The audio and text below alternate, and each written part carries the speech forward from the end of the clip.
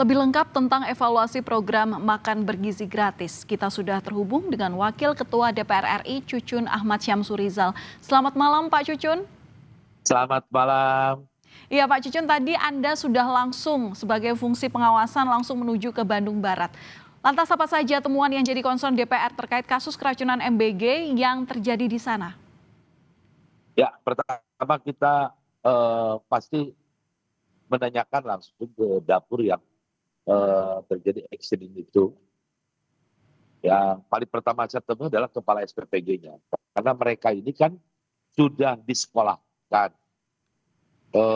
sebelum diangkat menjadi kepala SPPI atau SPPG ini. Mereka memahami akan 10 SOP yang harus dilaksanakan. Makanya kalau mereka konsisten dan menjalankan semua yang pernah mereka dapat ketika BIMTEK, bimbingan teknis, untuk menjadi seorang kepala SPPG, pasti ini tidak akan terjadi. Seperti tadi Kepala BGN menyampaikan, ini masak terlalu awal, berarti kan sudah keluar dari SOP. Ya. Bayangkan kalau masak jam 11 sudah selesai, kemudian di packingnya jam 6 pagi untuk anak PAUD dan SD, TK, kemudian nanti jam 10 untuk anak SMP, SMA, ya pastilah itu hampir 12 jam. Makanya ini kesalahan SOP jelas-jelas. Yang kedua, temuan saya adalah tadi, kenapa langsung turun ke bawah, memastikan kesehatannya kepada PPG-nya. Prosedur daripada pengadaan, supply dari barang ini siapa?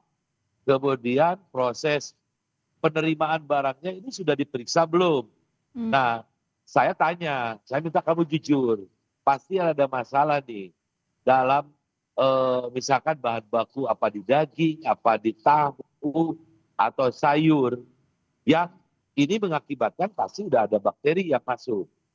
Kalau dari sisi dapur betul, semua pasti mereka melalui proses survei, dapurnya memenuhi syarat, bagaimana alur in-out, sterilisasi, walaupun itu sebetulnya belum semua higien. Tapi kalau lihat dapur yang kejadian tadi ya, kayaknya sudah sesuai standar. Tetapi ini ada problem.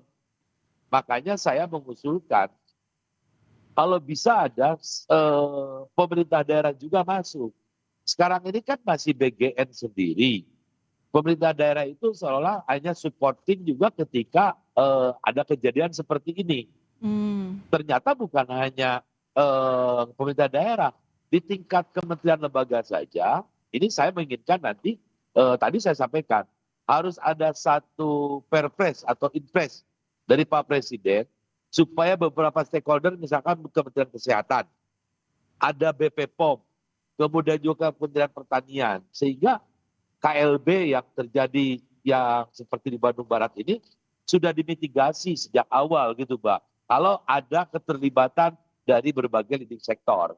Ya, oke, kolaborasi dan pengawasan oleh beberapa Betul, pihak itu memang yang penting saat ini. Pak, tapi betul. tadi Ya. Anda menyampaikan bahwa Anda juga bertemu dengan kepala SPPG di sana.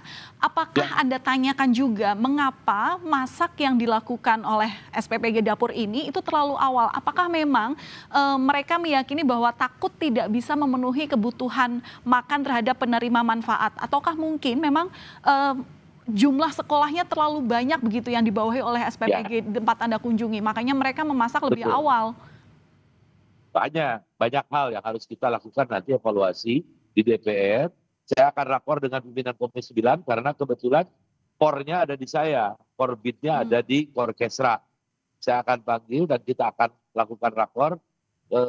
Kita undang dari BGN, setuju bahwa jumlah siswanya ini harus ada pemerataan, jangan terlalu beban terlalu banyak. Tadi itu saya tanya, kamu berapa di dapur ini? Hampir 3.500 sampai 3.800. Padahal kita inginkan jangan lebih dari 3.000. Supaya tadi jumlah masakan yang akan disiapkan dan destinasi sekolah yang akan diantar jangan terlalu jauh. Makanya sudah betul BGN, kalau konsisten, kemarin itu koordinat dapur-dapur ini mendekati pada lokasi sekolah tujuannya. Tapi yang terjadi, ya ada juga dapur titiknya yang isudnya misalkan di titik A, sehingga daya antarnya itu jauh. Nah ini perlu penataan. Termasuk saya juga ada catatan tadi itu mengenai apa yang mereka sampaikan si kepala SPPG ini kayaknya hampir sama dengan daerah-daerah lain. Disinilah yang saya katakan tadi ke teman-teman media dan semua, bukan hanya untuk di Kabupaten Bandung Barat. Saya mengajak ke semuanya, ayo ikuti SOP yang sudah ada. Berapa jam kalau secara ilmu kesehatan, makanan ini layak dan tidak akan terkontaminasi bakteri. Kan maksimal 4 jam. Atau kasih toleransi dikit. Misalkan dari 4 jam itu dari jarak dia packing sampai ke disantap, dinikmati. Bukan ini sudah misalkan masak tadi dari jam 11. Kemudian packing dari jam 6 sampai jam 7. Diantar sampai jam 8. Ada yang dikonsumsinya jam 10, jam 11. Ini jelas. Sudah keluar dari SOP. Padahal mereka disekolahkan dulu. Ini penting. Pengawasan kembali lagi. Yang kedua, saya tanya, apakah misalkan si ahli gizinya dari proses awal, ini kan mereka ada ahli gizi di setiap SPPG ini. Saya sejak awal ingatkan, apa mereka mantau nggak dari proses persiapan makanannya, ketika masuk di proses dimasak sampai mau di packing. Minimal kalau misalkan alat tester pun belum ada ilmu di kesehatan itu apa sih namanya, bisa dicium, dicicipi, dilihat. Di awalnya dilihat dulu kan, ya, dilihat ini apakah ada perubahan nggak, kemudian dicium kalau ada bau atau apapun, kemudian dicicipi. Kan pasti, apalagi nanti saya sudah usulkan, setiap dapur para mitra ini diwajibkan memiliki alat untuk tes food, minimal rapid kah, untuk mengetes makanan ini. Itu salah satu komponen penting, yang paling penting. Apalagi ke depan, BP POM ini. BP POM juga ikut terlibat ya untuk pengawasan obat dan makanan. Ya, dan Pak mereka Cucun, pasti punya ilmunya. apakah juga perlu perlibatan orang tua murid di sini? Karena 55.000 siswa keracunan itu bukan angka yang main-main loh. Iya, itu data kan Januari sampai sekarang. Ya, data dari Januari sampai sekarang. Ini yang terjadi aja di Bandung Barat, dan itu kan 800. Kemudian data masuk, ini kan datanya ada yang bilang 1.000. Nah, di Bandung Barat aja ini kan mereka itu in out. Ya, ada yang sudah sembuh pulang, kemudian dua lagi masuk lagi. Artinya kan nggak cuma sekali gitu di Bandung Barat. Nah, apakah perlu ada perlibatan orang tua sebagai pengawasan? Karena ini kelihatannya kalau orang tua akan lebih selektif gitu, akan lebih teliti. Saya setuju. Saya setuju. Ya jangan sekarang, ini program bagus sekali ya. Untuk bagaimana Pak Presiden Prabowo ingin anak Indonesia gizinya itu betul-betul bagus. Menyelesaikan permasalahan stunting. Tidak ada lagi yang gizi buruk. Tetapi di sekolah itu kan ada komite sekolah yang di sana ada pelibatan orang tua. Makanya tadi saya sarankan, saya kumpulkan. Satu kecamatan itu ada Korcam, ada Koreng, ada juga si kepala SPPG, termasuk mitranya.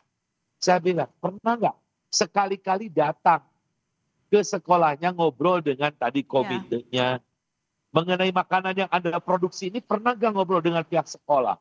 Dan penerima harus tetap di sekolah karena menjaga keamanan daripada makanan ini. Jangan hari ini guru A, hari besok guru B, termasuk tadi pelibatan orang tua. Betul sekali. Ini emang harus ada satu momentum, ya siapapun lah melakukan sosialisasi ini, terutama dari BGN ya. Datang ke sekolah, makanya perlu sinergi Kementerian Dikdasmen, Kementerian Kesehatan, BP POM, BGN. Ayo dengan sekolah, terutama di Dikdasmen ini, sekolah terlibat. Terutama kan ada komite di sekolah itu adalah isinya orang tua. Ya. Betul, ya. Kita harapkan memang korban ini tidak bertambah lagi, karena sekali lagi kami setuju dengan apa yang Anda sampaikan, bahwa program ini adalah program baik yang memang harus kita kawal agar memang tujuannya ini memang bisa sesuai dengan rencana program makan bergizi gratis ini memang dilaksanakan di Indonesia. Baik, terima kasih Pak Cucun sudah berbagi informasi dengan Kompas Malam, Kompas TV. Salam sehat selalu Pak Cucun.